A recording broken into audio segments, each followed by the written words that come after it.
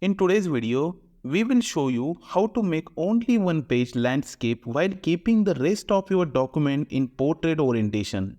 This is particularly useful for displaying wide tables, charts, or images without affecting the layout of your entire document. So, without wasting much time, let's start the video. First, open your document in Microsoft Word. Next, go to Insert. Click on Blank Page. So see guys, here the pages are coming below one by one. So what to do? Go to View tab and click on Multiple Pages. Go to Layout tab, click on Orientation and select Landscape.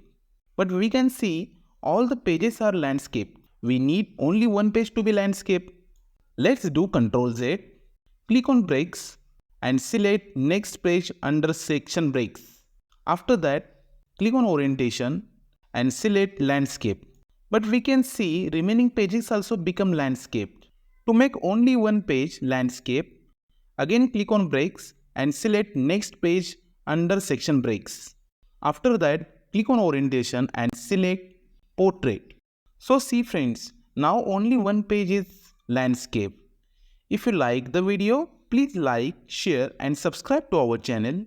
And see you in the next video. Thank you.